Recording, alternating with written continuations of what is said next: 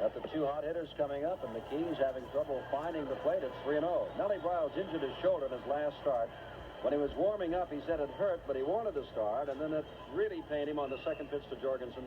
They don't know how bad it is, but that's why Nellie Bryles lasted just 2 pitches and 1 man.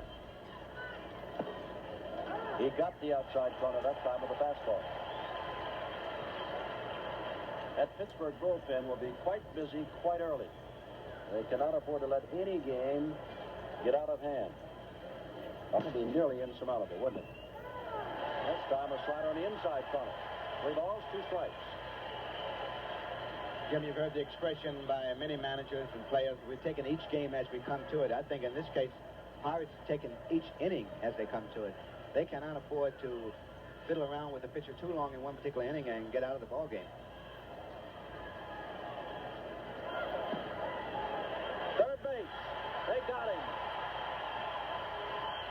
Well, Jorgensen was running on a 3-2 pitch from second base and is thrown out easily at third as Fairley draws the walk. And the reason, Jim, that he was not successful in stealing this base because he took off, and his initial move was from a standstill position. You can do that at first base, but in stealing third, you cannot. You have to be shuffling along like a basketball player in order to steal third base, and he didn't do that. And this is a bad play because there's only, well, there's 2 outs now, there's only 1 out. If he had made it, it would have been a good play. They have a lot of plays in baseball that way. Here's Singleton, big, strong switch hitter. Fastball up high. I want to ask you something. Why can you do that from first base and not from second? Well, from first base, you steal from more or less a standstill position because the pitcher knows better than to let you have be moving. You have your momentum going towards second. But at third, you can. At second, you can because the shortstop and the second baseman are playing further back, so you can get a bigger lead, and you have to be moving. Also, the catcher has a shorter throw to third base than the second base, and that's why you have to execute that steal that way.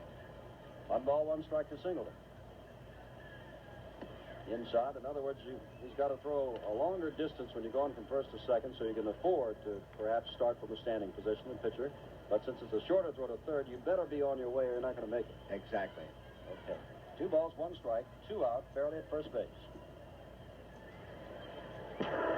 Here's the pitch. Foul back. Now we go to 2-1.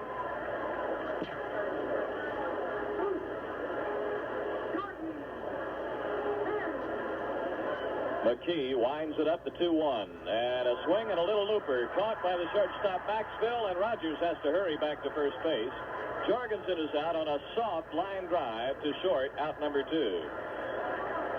Bailey will score, and the game is tied. Bacabella holds at third. Larry Lynch going the other way with a pitch. Single to left field, past the third baseman Hebner, who was drawn in. And Maxwell made a move to his right, but did not come close to fielding that ball. 1-1. Second hit in the inning by the Expos, a third in the game. And Walker and Johnson in the bullpen, and it looks like they're going to bring Walker in here, the left-hander. This is going to take a while to play this one. First, Bryles had to leave. McKee came on. Then May had to leave.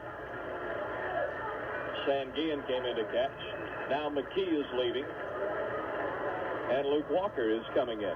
Nice pitch to Ron. Curve and a strike.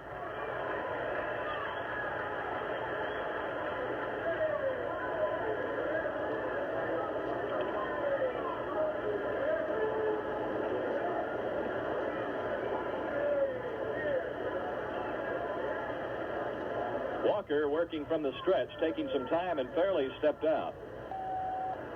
Walker's 6'2".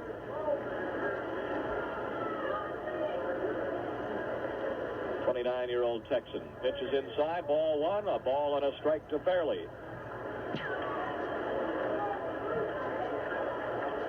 Pair of right-handers. Here's the 3-1. It's low, ball 4, and the Expos take a 2-1 lead.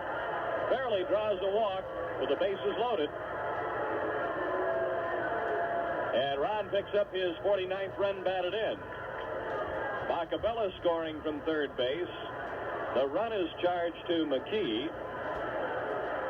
Rogers goes to third base, Lynch to second, and they're loaded for Ken Singleton, the 8th man to bat in the inning. He walked in the first inning, batting right against Luke Walker. Outside and high, ball 2, 2-0. Walker can't get the ball over. Have our 4th Pirate pitcher to come into the game, Bob Johnson. And at this rate, they're going to have to reactivate Mel Wright and use him.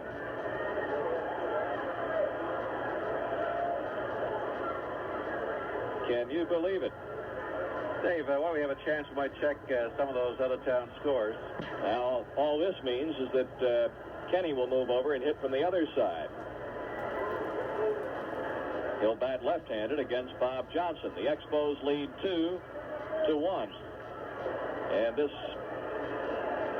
ball game taking very strange form here. And we have had all kinds of things happen. And we're only in the second inning, so don't go away. Who knows what can happen here?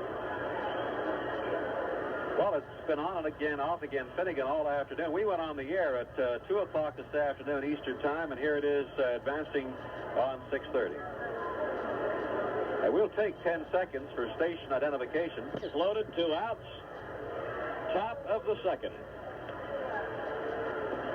Russ, I can't help but think of the title of Casey's book, Can Anybody Here Play This Game? You start to wonder, now, is there any way we can play this game?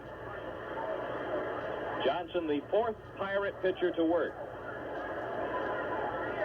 He's ready to work. Here it is. And Singleton fouls it back. The count goes 2-1.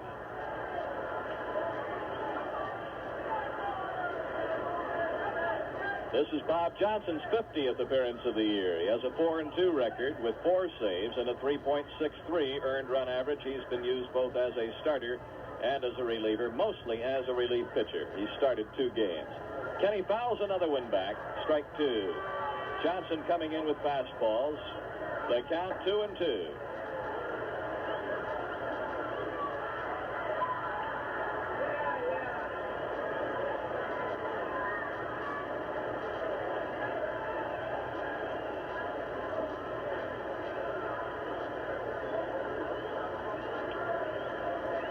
Johnson getting the sign from Sanguillen. And he's ready. Here's the 2-2 pitch. A foul right back to the screen again, and the count stays at 2-2. Of course, the streak that hurt the Expos so much was the 7-game losing streak. Here's the 2-2. Kenny takes it in tight, ball 3.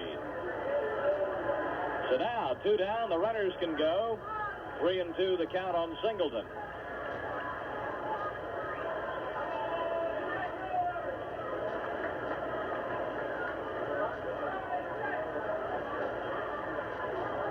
Johnson is ready. And here's the pitch. And a swing and a base hit up the middle into center field. Rogers is home. Here comes Lynch. He scores, fairly holds at third, and the Expos lead 4-1 on a bases-loaded single up the middle on a 3-2 pitch with the runners going. And Ken Singleton picks up RBIs number 102 and 103 for the year. That ball is way back there. It is up against the wall, an extra base hit. Fairley is home to score. Singleton being held at third, and Lytle has a double off the wall in right field. 5-1 Montreal. The pitch to Bob. And it's low, ball 1. Here's the pitch. And that's a strike right at the knees, 2-1.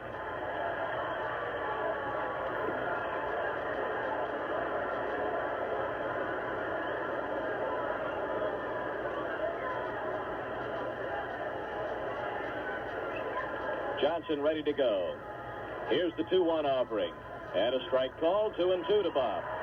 All 3-2. Singleton stepping a small lead off third. The pitch is down low, ball 4, and Bailey walks. The bases are loaded again, and John Bacabella will hit again.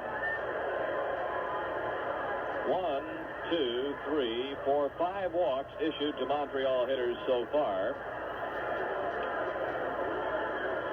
including 3 here in the second inning. Bacabella up for the second time. Bach hitting .230. He got on catcher's interference, the play on which May was injured and had to leave the game, and Bacabella scored on Fairley's bases-loaded walk.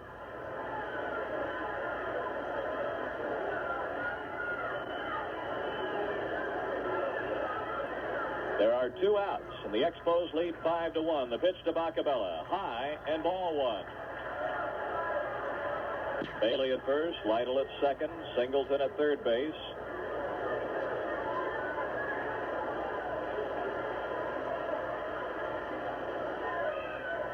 Here's the 1-1. Bacabella swings, ground ball. Cash up with it, and he gets to the bag just ahead of the runner. And Bob Bailey a little bit upset, and he's hurt too. Cash came up with the ball, stepped on second to force Bailey, and apparently Bailey got spiked. And the trainer, Joe Lisi, out to attend to Bob. And Gene Mock going out there also, and they're looking at Bob's ankle, I believe. But Bacabella hits to the fielder's choice on the ground ball to Cash. He wanted to flip it to Maxville. Maxville wasn't there. Cash and Bailey got to the base at about the same time, and apparently Bob got spiked. He's up now and walking around, and I guess he'll be okay. Well, the Expos hit around here in the second inning and scored 5 runs on 4 hits. There was 1 Pirate error, and there were 3 runners left on base, and at the end of an inning and a half, Montreal 5, and the Pirates 1.